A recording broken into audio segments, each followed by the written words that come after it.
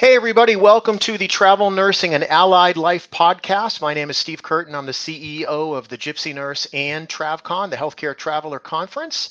Thank you for joining us. Welcome to our podcast with Rich Smith, the co-founder of Atlas MedStaff. Rich, great to have you join us. Thanks for coming on today. Steve, thanks for having me. Well, we've known each other a long time. Pleased to say that you are a longtime TravCon exhibitor as well as a longtime client of the Gypsy Nurse. So we appreciate you and your organization. Rich, for those that don't know Atlas MedStaff, could you talk a little bit about the firm's start, its evolution, and what you guys are known for? Yeah, we just celebrated back in February. We celebrated our 12-year anniversary. We started off very, very small from nothing, but the idea behind it was there's got to be a better way.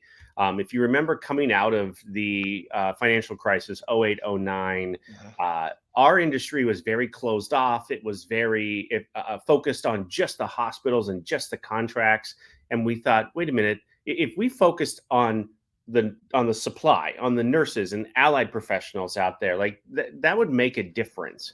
And so when we started, it was all about the traveler. It was all about that end user, the person in the hospital taking care of your parent, grandparents, brothers, sisters, that person, and making sure they have the very best experience that they possibly could. We like to look at places like Macy's and, how do they give that white glove treatment, and how do we apply that to what we do here? And so that's carried through with us for the past 12 years. And how did you get started with? I know you're a co-founder, but if memory serves me correctly, were you a traveler at one point or a recruiter at one point? I was a recruiter way back in the beginning. So this is actually my 20th year in the industry. July 19th will be my 20th year in travel healthcare, in the travel healthcare industry. Wow. I started at Medical Solutions as a recruiter 2004, and then moved up to client management. And then after I was there for 8 years and helped them grow, I had the opportunity to start Atlas. And so that's how I got here. You've seen a lot in those 20 years, I can imagine. What in particular are some of the changes that you can see, the major changes that you can see in the 20 years that you've been involved with healthcare staffing? There's two big ones, I think. One, the proliferation of social media. I think, and the sharing of information has really, really changed the industry quite a bit. Before, it was just the traveler had that one lifeline, their recruiter, and that was it. And that's all they had. The only connection maybe to the bigger industry outside of maybe who they're eating lunch with at 3 o'clock, or, on break at 3 o'clock in the morning, or whatever. Now all that information is at their fingertips. Like they have, including pay, with pay transparency becoming laws in a number of states. It has really, really changed the game. The second biggest thing I've seen is the age difference, the shift in age. So when I started in 2004, it was empty nesters who, once their kids are in college, then they decide to go and travel and, or whatever, and become a travel nurse. They've had 20 years worth of perm experience, and then they want to go travel. That age has shifted dramatically, and the average age now is pre-husband, dog and house and all those things. Or maybe they travel with the dog. Quite a few of them do, actually. But a much younger crowd, a late 20s, early 30s crowd versus a 50s and 60s crowd that it was before. So I think those two things have really, really shaped and changed our industry. Yeah, why the change in your opinion in the demographics, or what is precipitating that change in terms of the age of travelers? I think one, the evolution of healthcare just in the hospital setting itself. Like before, we were a last resort. Our industry was a very last resort. They didn't want to use agency. And now agency has become almost the norm in most hospitals. So the explosion of needs in hospitals. The other two, I think, it was just, like I said, social media and education. Yeah. And wait a minute, I could do this, and I could do it 9 months out of the year and make just as much money or more than working a perm job 12 months out of the year. Now, does Atlas specialize in any sort of healthcare traveler? Is it primarily travel nurses? Do you do the allied areas? We are very, very strong in two areas. One, in pediatrics nursing. We've always been Okay. we're all moms and dads, and so we've gravitated towards PICU, NICU, peds, those types of travelers. And not that we don't staff all the other specialties, we do, but we're very strong in those, and especially in children's hospitals. The second one is allied health. We have a very strong allied health department right now, ran by a guy that's been in the industry for a very long time. And radiology and therapy have been huge, especially this year, and it only seems like it's going to keep growing.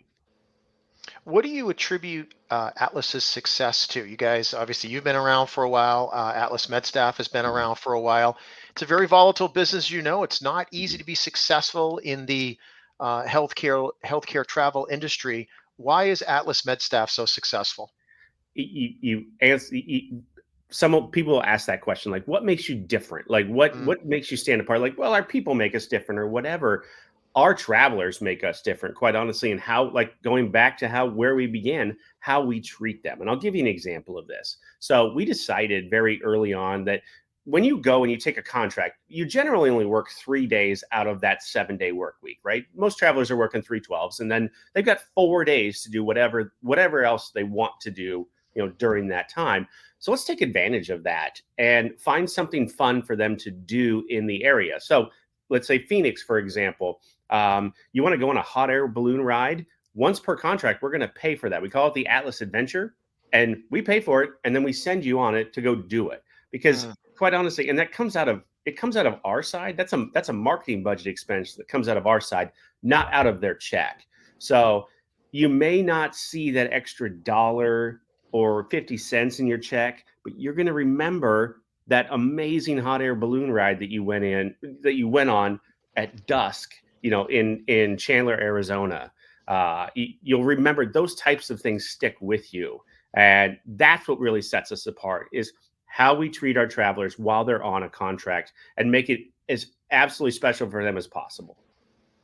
Why would for those that would be listening to our podcast that are not travelers, why would somebody want to become a traveler? What would you say to somebody that's considering travel healthcare as a career? I think variety might be the biggest piece of that. We can all have perm jobs. We can all just, and I'm kind Right. of stuck here because I have kids and a family or whatever. But let's say you're in a position where you could do that, where you're not necessarily tied down to wherever you're at. You can experience things all across the country that you might not be able to experience wherever you live now. Let's say Hayes, Kansas. Maybe I've been through Hayes, Kansas. I grew up in Kansas. I know exactly where it's at. The hospital is a great hospital, but let's say you could go 6 hours to the west and take a contract in Denver, and you could be hiking within half an hour of there. You could be skiing within 45 minutes of there, or whatever. There's a world of possibilities right outside your door. All you have to do is just be open to that kind of lifestyle and being able to act on the fly, so to speak. Because it isn't always easy. It's not an easy thing to do. Yeah. But if you get it down, if you really understand what you're doing, how to do it, you could have an amazing life. What are some of the cautionary notes you were alluding to? The fact that it's not easy. What should those considering travel or those jumping into their first assignment? What should they be aware of?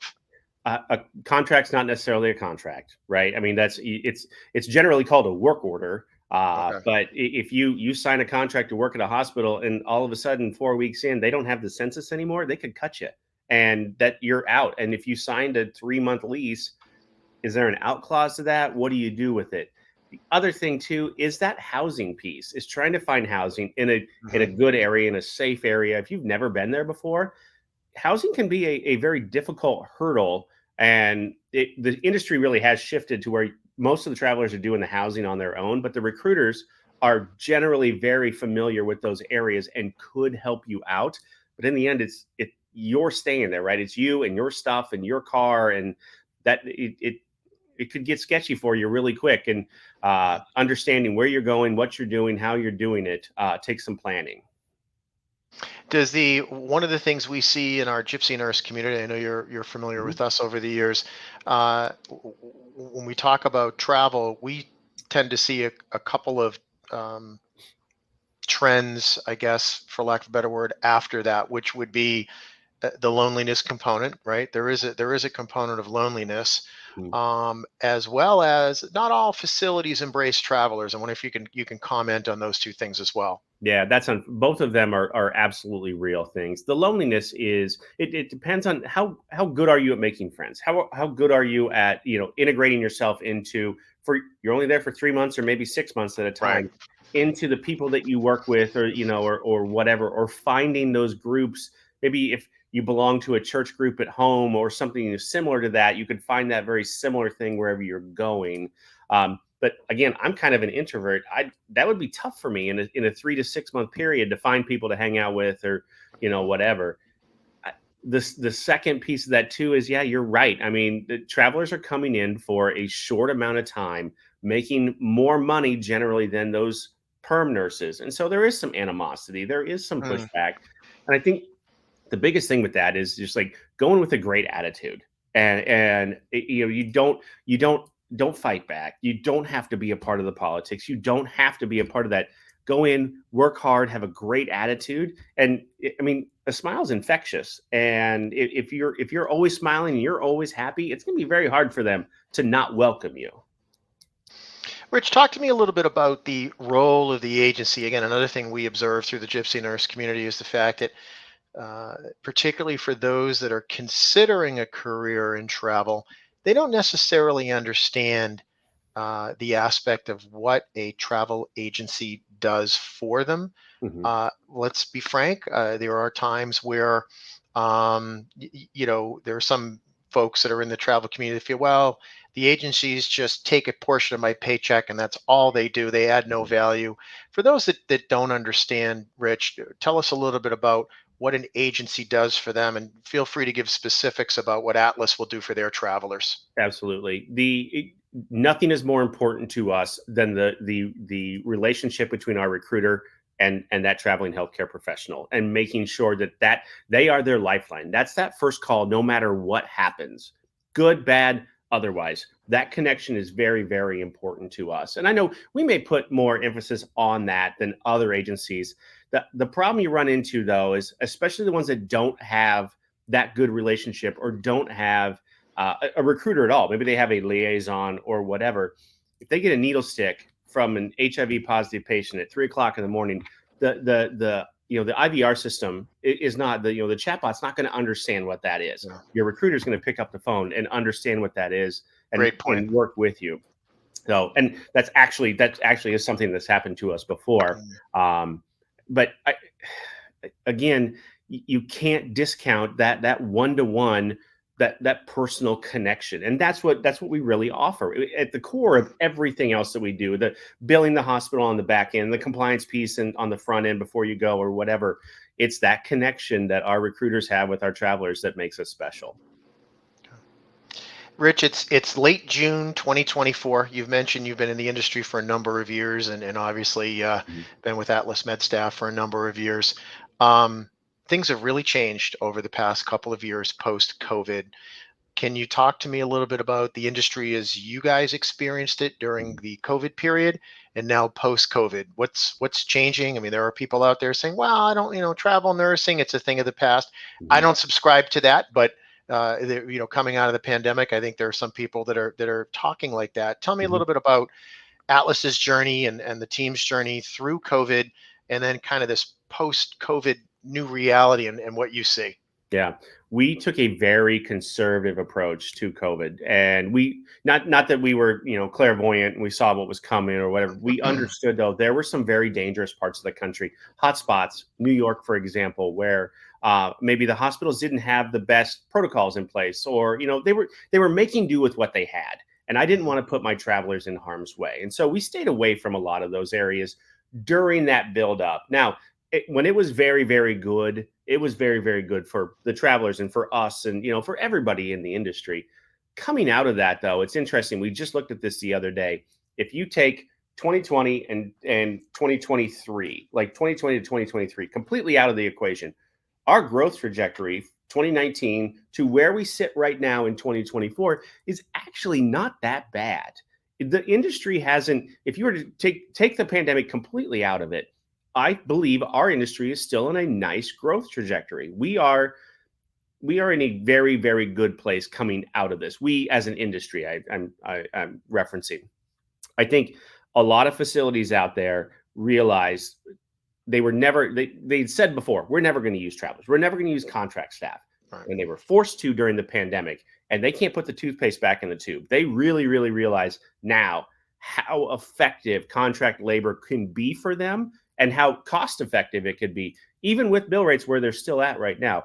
Contract labor is still very, very cost effective for a hospital or for a hospital system if they use it correctly. And I think that's where we're at right now, sitting in June of 24, is hospitals figuring out what that correct path is for just them. And it's not the same for every one of them. A very small hospital could be very, very different than a very large system, for example, and how they use that contract labor.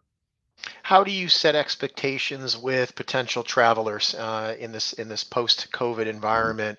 Do you set expectations? I mean, with pay, Mhm. obviously, this is a supply and demand issue. At one point, the bill rates Right. certainly were higher for a Oh, couple yeah. of years there for all firms. Mhm. Um, but how do you set expectations for travelers or somebody that applies to a job on the Atlas site and says, "Hey, I want to work with you guys." What are your thoughts? I think the biggest thing with that is, although the rates have changed, right? Education on this is where we were, this is where we are now, and there's not a whole lot we can grumble about it. I wish rates were still up. We'd all be making more money if rates were still up. But understanding where we are now in the market and accepting that as okay, this is pay where it is now, right, wrong, or indifferent, that's where it is. Second is it's going to take you 2 to 3 times as many submittals or interviews in order to get that job that you want. And it may not be your first job or second job, it might be your third one. So if Denver was your first choice and Coeur d'Alene, Idaho was your second, and the third was somewhere in Utah, you're probably getting the Utah job. That's probably how it's going to go. So I think there's a couple other factors there that really that become part of the equation, but accepting where it is right now, and I wish we could change it, and we can't. It just is what it is, and then that time frame, that runway has lengthened considerably, and just be patient with it. We'll be patient with it too. We're right there along with you for the journey. When we talk about the journey, tell me a little bit more specifically about what a traveler can expect in working with Atlas and your team, kind of from that initial job application submission right through the process of working with a recruiter, submission to a job, support on assignment, post assignment. Tell me about that journey that Atlas provides their travelers. It'll be a probably more hands-on than you're used to. It's because that relationship is so important to us between the traveler and the recruiter. We're starting much earlier in the process with that recruiter. Some agencies will have you start talking to the recruiter later in the process. They want to cut the top of that funnel off, right? And it gets you to do as much of your stuff online as you possibly can, Right.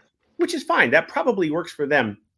That doesn't always work for us, though. We have those processes in place, but our recruiter is going to walk through that with you and make sure that you understand every step of the way through the submittal process, well, through the application process, to the submittal process, through the interview, to the offer, to compliance, and then your start date and beyond. We're going to be your recruiter is going to be with you every step of the way, and I think that's one of our biggest differentiators.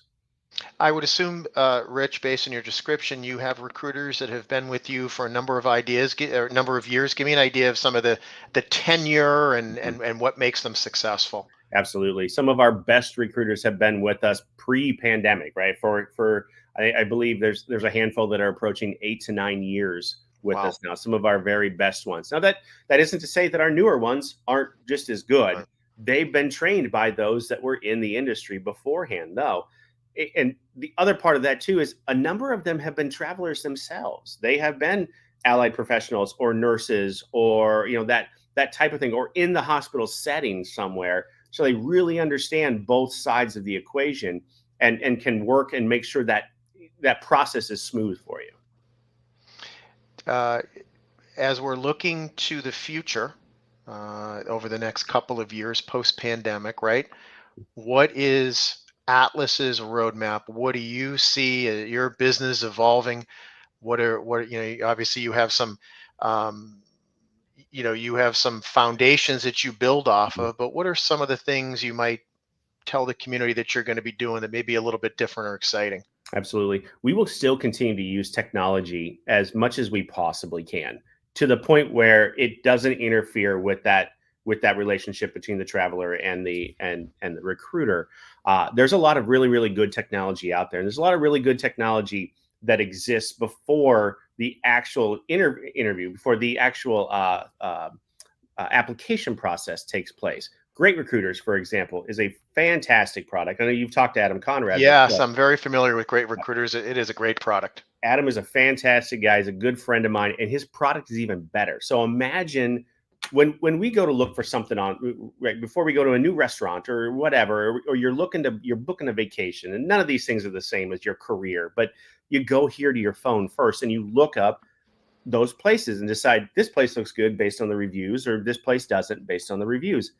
The recruiters actually have reviews through his product that you can look up ahead of time. I really want to work with that guy. Yeah. He's a 5-star recruiter and he's been a recruiter for 8 years versus somebody that you can't find online. So I think that's the amount of information at your fingertips is only going to get better and better. And that's where we want to get better too, is on that front end. I will continue to make sure that we take care of our traveling professionals, no matter what they are, how much help they want, how much help they don't want, that type of thing. Our recruiters are still there for them, no matter how much technology comes out, though. Yeah, it sounds like it's a great blend when you work with Atlas of the human touch, the support you're going to get that just can't be done through technology or AI for that matter. And yet smoothing out some of the processes and streamlining it so it's a better user experience for the traveler. Yep, finding that handshake. I think we're always looking for that handshake in between that. So it absolutely agrees with the process and what we want the process to look like. What keeps you going personally in this industry? As I said, I've been doing this for a while. You and I have Mhm. known each other for a while. Healthcare staffing is not for the faint of heart. It is demanding. It's a 24/7 job, particularly in the agency side. You've been doing this for a long time.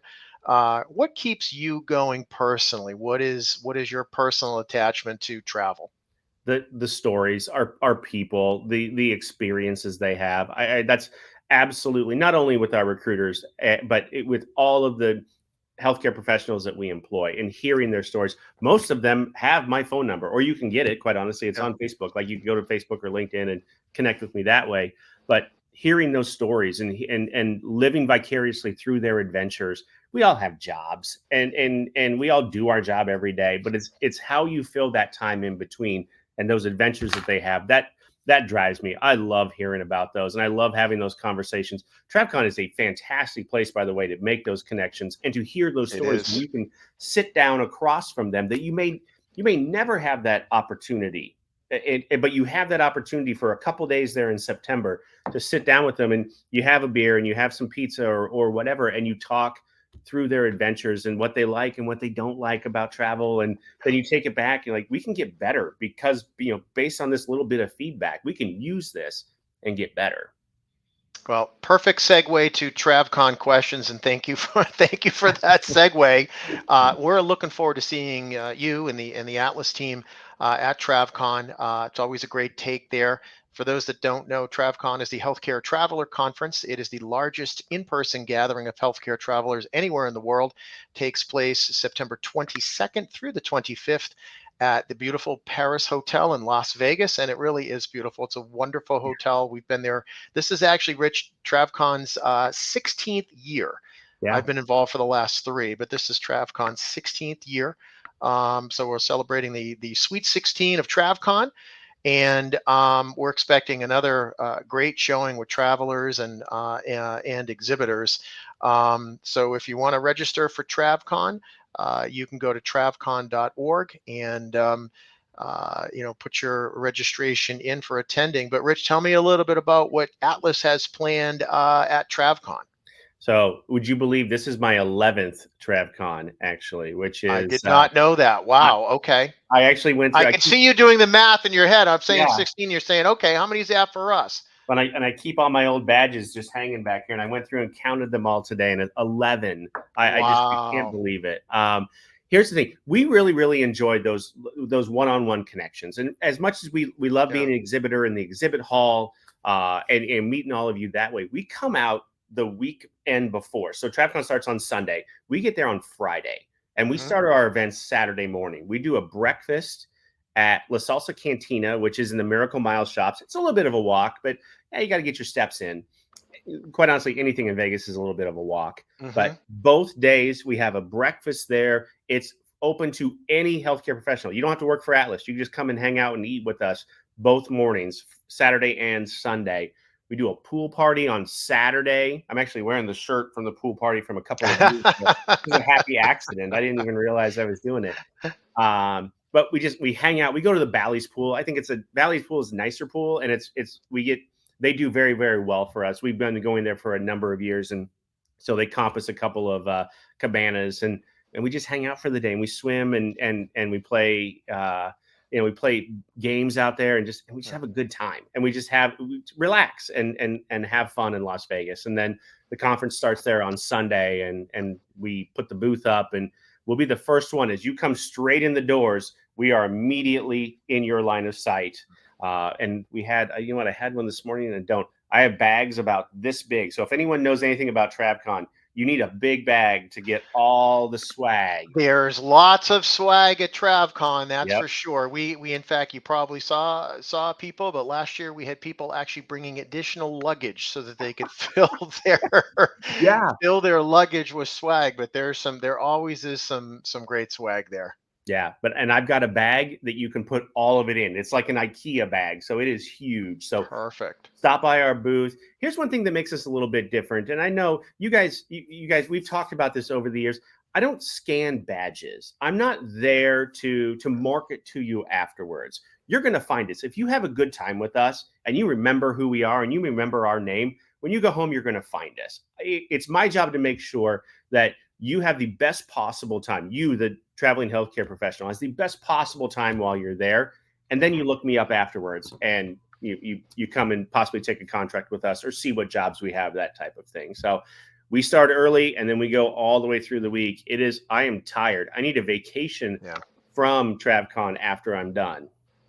It is a wonderful time. I said this is my third year being involved with TravCon as part of the Gypsy Nurse, and having heard about it prior to the time we became involved, it exceeded expectations. It is such a great gathering, not only for educational purposes. As you know, Rich, you can get CEs, but also too, it's wonderful to connect and network with the agencies and the recruiters, people that ordinarily wouldn't have a chance to meet in person. And then there, as you mentioned, celebration and fun. We have the after party at Dre's and a number of receptions and everything. So it really is a wonderful time. But again, it's thanks to sponsors like Atlas MedStaff. Literally, TravCon would not exist without longtime cornerstone contributors and sponsors like Atlas MedStaff. So we thank you for your longtime sponsorship. Wow, 11 years. That's amazing, and you've seen it grow. I'm sure from a few hundred to, Well, well over a yeah. thousand. Yeah. Oh my gosh, yeah, the early days, it was still fun in the early days, but man, I remember being at the Rio and the Flamingo, and it just grew and grew and grew, and I can't imagine not being a part of it, honestly. Well, we appreciate you and your team and Atlas MedStaff being a cornerstone sponsor of TravCon. Rich, as we close it up here, if folks want to learn more about traveling with Atlas MedStaff, what would you suggest? Best way is find me on YouTube or find Atlas on YouTube. Just go to YouTube, search Atlas MedStaff. We have over 2,500 unique videos, pieces of content about traveling and about travel nursing and Mm, travel nursing, travel allied. There we go. oh, Some of it's fun. Some of it's like travelers will send us weird food and we eat it on camera and it's funny. Some of it's real life. Like, what's it like to travel with a pet? What's it like to travel in an RV? Why do you do the things you do? One of my favorite pieces of content is called What's Your Why? And our travelers would tell us, this is why I do, this is why I travel. This is why I'm a nurse. This is why I'm an allied professional, because of this. They tell us those stories. So Atlas MedStaff on YouTube is the best way to find us. Our Facebook group is very active as well, but go to YouTube, find us there. Sounds great. He is Rich Smith, the co-founder of Atlas MedStaff, one of the premier travel staffing firms in the industry. Highly recommend that you check them out. Rich, thank you so much for joining us today. This was great to not only get a little bit more information about Atlas, but also to talk about you and your journey in this crazy world we call healthcare staffing. And I'm looking forward to seeing you and the rest of your fantastic team at TravCon this coming September. This has been another episode of Travel Nursing and Allied Life Podcast. I'm Steve Curtin, CEO of the Gypsy Nurse and TravCon. Thank you for listening, and hope to see you at TravCon. Thank you, Rich.